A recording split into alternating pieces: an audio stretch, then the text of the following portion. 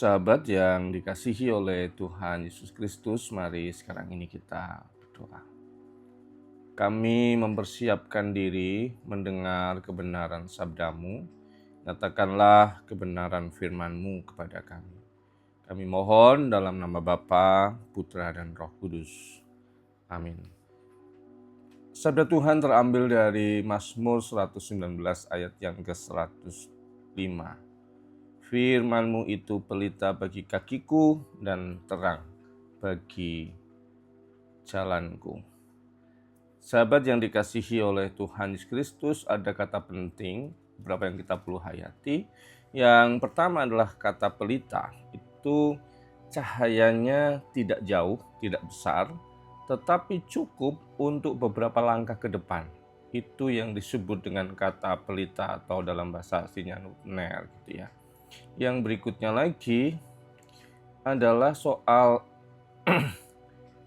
firman itu adalah pelita terang. Jadi pelita bagi kaki untuk melangkah, terang untuk jalan. Jadi cahaya itu membuat arah itu jadi kelihatan.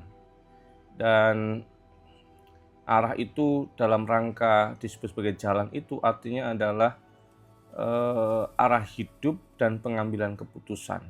Jadi firman itu menjadi sumber cahaya yang mungkin tidak terang benderang dan kelihatan semuanya, tetapi cukup untuk melihat beberapa langkah ke depan setiap keputusan-keputusan kehidupan kita.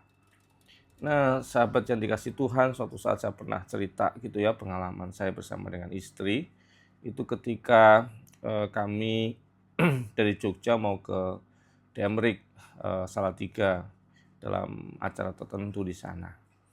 Nah, saya bersama dengan istri itu lewat Ketep ya. Kami lewat Muntilan dan kemudian naik ke arah Ketep. Mungkin kami salah perhitungan gitu ya. Saya naik sekitar setengah 6 sore gitu dari Muntilan arah ke Ketep itu, dan ternyata kabut sangat tebal, gelap gulita, dan itu cukup mengejutkan buat kami dan cukup menakutkan ya. Saya tahu karena saya sering ke Salatiga dan kadang-kadang sering juga lewat Ketep itu.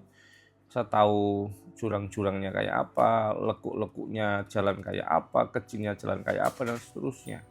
Dan waktu itu gelap gulita, cahaya lampu mobil itu hanya 1,5 meter sampai 2 meter ke depan gitu ya, sangat pendek sekali, saking gelapnya gitu. Nah kemudian apa yang membuat kami bisa selamat sampai di Emrik, tujuan kami untuk acara waktu itu? Ada 2 faktor. Yang pertama adalah cahaya lampu yang mungkin tidak jauh itu tetap menyala dan terus dinyalakan. Kita bisa bayangkan kalau lampu mobilnya dimatikan atau mati, bukan dimatikan, atau mati, itu luar biasa kayak apa, kita nggak ngerti sama sekali, gelapnya luar biasa gitu ya. Artinya bahwa firman itu yang mungkin tidak terang benderang untuk seluruh masa depan kita, tetapi dia cukup menolong kita untuk melihat harapan 2-3 langkah pilihan kehidupan kita di masa depan. Nah, faktor yang kedua yang mempengaruhi keberhasilan itu adalah marka warna putih yang terlihat di batas jalan. Antara jalan di samping kiri saya dan juga jalan bagian tengah, marka yang ada di tengah. Jadi itu yang memandu saya. Tidak terlihat nanti markanya belok kemana dan di depan gak kelihatan. Tetapi setiap kali kita lihat melalui cahaya yang menerangi itu, terlihat batasnya, terlihat jalur putihnya, dan itu yang menolong. Yang dibutuhkan adalah kesetiaan terhadap firman Tuhan atas batas jalur itu. Itu yang akan menolong kehidupan kita. Sudah tahu batasnya, malah nerjang atau sengaja atau tidak memperhatikan itu, cilaka luar biasa kan. Jadi kesediaan untuk lihat, kesediaan taat atas batas, atas panduan firman Tuhan itulah yang akan menolong kita menjalani hari-hari ke depan dalam kehidupan ini. Kita nggak tahu masa depan besar kayak apa, tetapi nyalakanlah nyala firman itu dan setia pada firman itu per langkah kehidupan. Itu yang Tuhan mau taruh untuk firman kita saat ini. Tuhan Yesus memberkati. Mari kita berdoa. Bapa kami yang di surga, dikuduskanlah namamu, datanglah kerajaanmu, jadilah kehendak-mu di bumi seperti di surga. Berikanlah kami pada hari ini makanan kami yang secukupnya.